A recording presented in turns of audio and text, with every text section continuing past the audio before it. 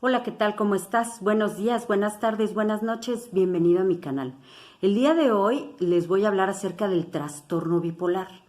Se me hizo un tema súper importante e interesante porque se confunde mucho, es un cuadro que se confunde mucho, sobre todo con el trastorno límite de la personalidad, o sea, con el border, y también se llega a confundir con el trastorno narcisista de la personalidad. Entonces, me pareció muy importante hacer como un video muy específico acerca del trastorno bipolar. En primer lugar, existe el trastorno bipolar tipo 1 y el trastorno bipolar tipo 2. Me gustaría comenzar por el trastorno bipolar de tipo 2. El trastorno bipolar de tipo 2 se caracteriza por tener episodios de hipomanía y de depresión mayor combinados, es decir, unas semanas de hipomanía, unas semanas o días pueden ser también de episodios de depresión mayor. Esa es la principal característica del trastorno bipolar de tipo 2. Ahora bien, ¿qué es la depresión mayor? ¿Cómo se caracteriza la depresión mayor? ¿Cómo está? ¿Cuáles son los criterios diagnósticos en el DSM-5?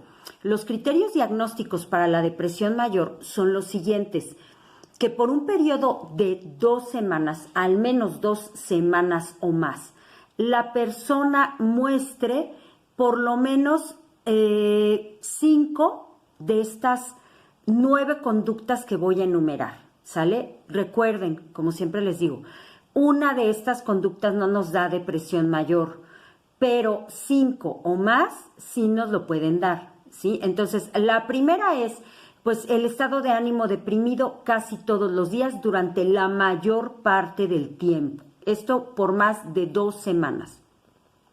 Disminución de placer o de interés en casi todas las actividades durante la mayor parte del tiempo. Es decir, por ejemplo, una persona a la que le encantaba bailar ya no tiene ánimos para ir a bailar, o alguien que le encantaba su trabajo ya no tiene ganas de ir a trabajar. Es decir, lo que antes disfrutaba ahora ya no lo disfruta.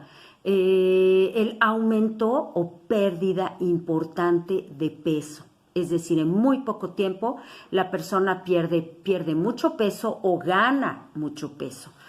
Así como el peso, miren, siempre en estas cuestiones de depresión y ansiedad, siempre el sueño y los hábitos alimenticios son muy importantes. Regularmente, cuando vemos algún cambio en hábitos alimenticios o de sueño, hay que poner mucho cuidado. Entonces, obviamente es una persona que o pierde el sueño, es decir, le da insomnio, o duerme demasiado, ¿sí?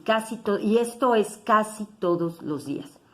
Agitación o retraso psicomotor casi todos los días. O sea, de pronto está como en movimientos, tiene movimientos rápidos y torpes, o sus movimientos son demasiado lentos. O sea, si se fijan, o es mucho o es muy poco. Fatiga o pérdida de energía casi todos los días. Están fatigados, les cuesta trabajo levantar el brazo, caminar muy rápido, están fatigados. Físicamente se sienten fatigados. No es de, ay, me da flojera, no, sí hay fatiga, sí hay un desgaste. Sentimientos de inutilidad o culpa excesiva. Por ejemplo, alguien que haya cometido un error en su trabajo y se culpa demasiado por eso. Y se siente muy inútil, siente que por ese error que cometió ya fracasó, o sea, se van al extremo. Disminuye la capacidad para tomar decisiones, de pensar o de concentrarse. Les cuesta mucho trabajo seguir una idea, concentrarse en algo. Es decir, esta fatiga física es también mental. ¿Ves? Fatiga física y mental. Pensamientos recurrentes de muerte, suicidio, planear el suicidio, hablar de cuando ellos ya no estén, o francos intentos de suicidio. Y estos síntomas, esto es lo más importante y lo que hace el episodio depresivo mayor, que estos síntomas causan un real daño en la vida social y laboral de la persona. Esto es súper importante. Que estos síntomas provoquen, por ejemplo, que casi los vayan a correr o que pierdan el empleo, que tengan problemas graves familiares importantes, o que causen un daño muy importante en sus relaciones interpersonales, que ya pérdida de amistades, de familiares, etcétera. Es decir, hay un daño. Tú ves alrededor de la persona y algo pasó, como que se cimbró, como cuando ocurre un terremoto y es imposible que veas los daños. Bueno, en este episodio depresivo mayor salen dañadas algunas áreas de la vida de la persona. Esto es lo que hace el episodio depresivo mayor, ¿va? Ahora, si solo tuviésemos este episodio depresivo mayor, pues entonces tenemos un trastorno depresivo mayor, nada más. Pero si además va acompañado de algún episodio hipomaníaco, que ahí les van cuáles son las características del episodio hipomaníaco. Fíjense cómo los caracteriza el DSM-5. Es que por un periodo mínimo de 4 días consecutivos y durante la mayor parte del día, la persona presente alguna de estas 3 o más de los siguientes síntomas. 3 o más. Son 7 síntomas, que sean 3 o más de estos. Y ojo, aquí es donde el trastorno bipolar se puede confundir con el trastorno límite o borderline. Fíjense, y aquí está la primera diferencia. Dice que por mínimo 4 días consecutivos haya un episodio hipomaníaco.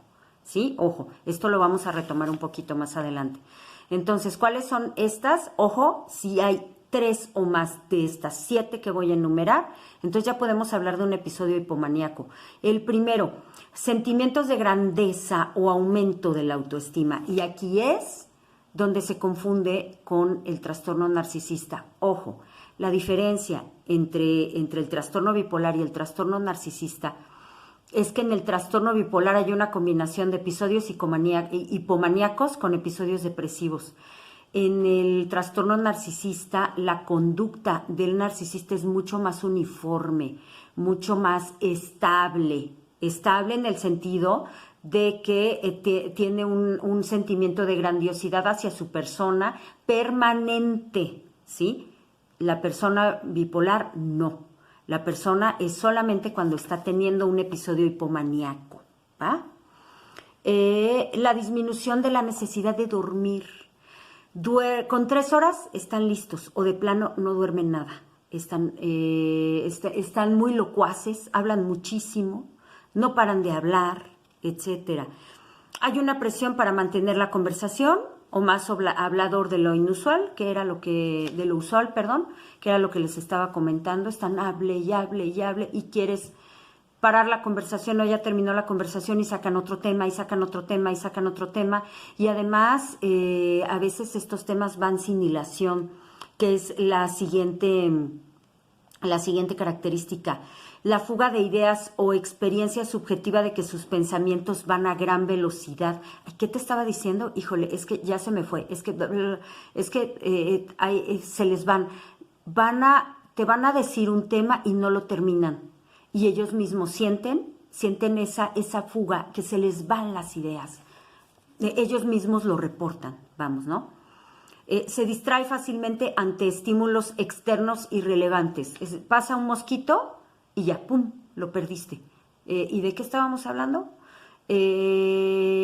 Estímulos que normalmente no nos distraen, a ellos los distraen demasiado y hacen que cambien la conversación, que se vayan a otro tema. El aumento de la actividad, un aumento tremendo. Ojo, aquí es donde la cosa se pone delicada, porque entonces empieza a tener una gran actividad social, laboral, escolar y sobre todo sexual. En esta etapa se ponen como muy intensos, muy intensas, que con una gran necesidad de actividad sexual. Esa es una característica de la hipomanía. Y la séptima, participación excesiva en actividades cuyas posibilidades de consecuencias dolorosas es elevada. ¿Como cuáles? Como la apuesta, por ejemplo, las compras desenfrenadas. Se van a ir a un tarjetazo y en un ratito sobregiraron la tarjeta. Hacen indiscreciones sexuales, por ejemplo. Yo supe de una persona que fue y le dijo a un señor que su esposa le ponía el cuerno cuando eso no era cierto.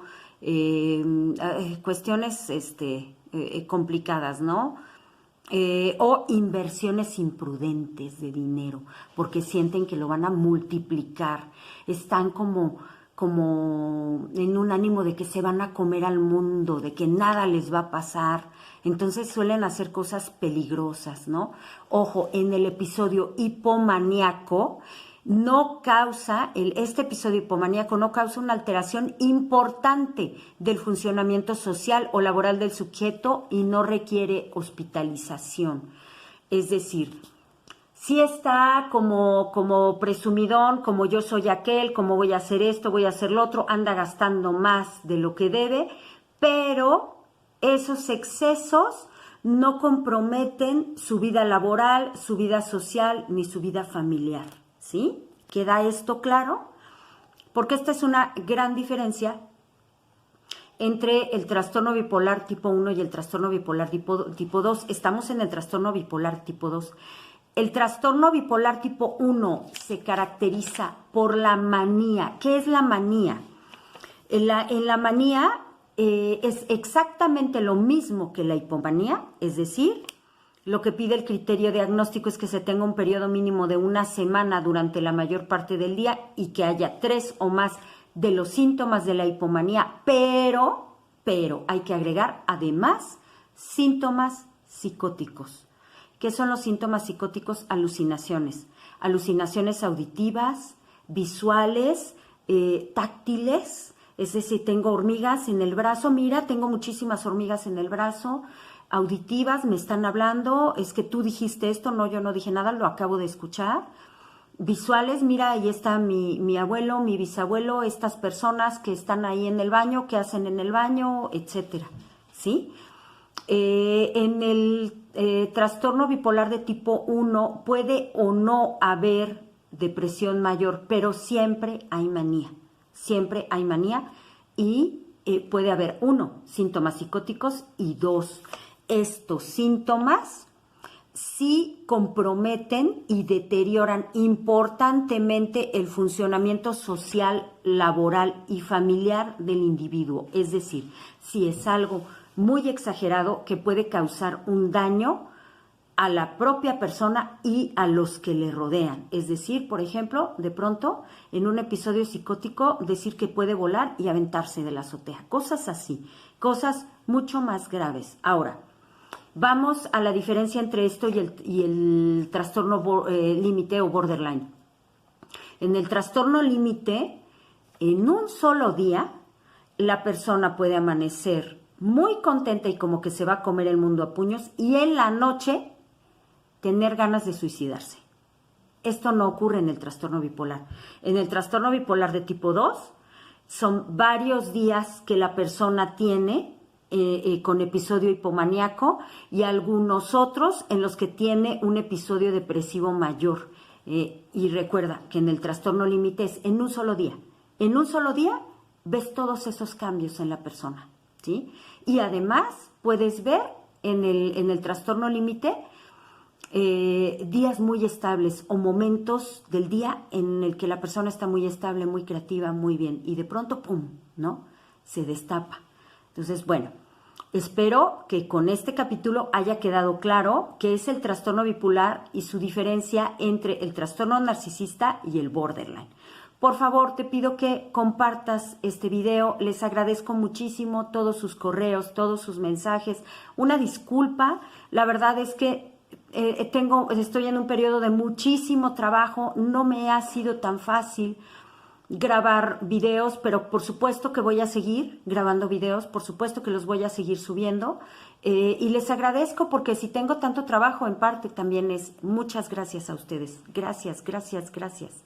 Me puedes escribir a ese corral no, perdón, ese no, a mariacorral.scc@gmail.com. Aquí abajo te estoy poniendo una liga de una entrevista que le hicieron a un actor mexicano que se llama Ari Telch, una magnífica entrevista que le hacen, y él habla del trastorno bipolar. Quiero que observes muy bien, porque él llega y dice, ¿ahorita cómo estás? Pues estoy hipomaníaco. Fíjense cómo está, fíjense la fuga de ideas que tiene, cómo no se puede estar quieto, cómo no puede dejar de fumar, cómo empieza una idea y después cambia a otra, etcétera. Ari Telch es un actor al que yo admiro muchísimo primero porque es un gran actor, desde luego, ¿no? Pero más que eso, porque es una persona que se ha prestado a mostrarse y a decir, yo soy bipolar y estos son mis síntomas. Y no es solamente de dicho, mírenme, estos son mis síntomas. Además es un activista, ha hecho activismo social intenso acerca del tema en México. Entonces, bueno, pues les dejo esta liga del video de Ari Telch. Por favor, véanlo con mucha atención, fíjense lo que dice, lo que habla, cómo llega un momento en que la periodista, que es una magnífica periodista mexicana, Katia de Artigues, llega un momento que como que no sabe muy bien cómo por dónde llevar ya la entrevista. Véanlo, por favor, véanlo con cuidado. Además, se trata de dos personas talentosísimas en México, Katia de Artigues, que es una gran periodista, y Ari Telch, que es un gran, gran actor y un valiente, muy valiente ser humano. Te agradezco muchísimo, te mando un abrazo. Buenos días, buenas tardes, buenas noches. Que tengas una maravillosa vida. Bye.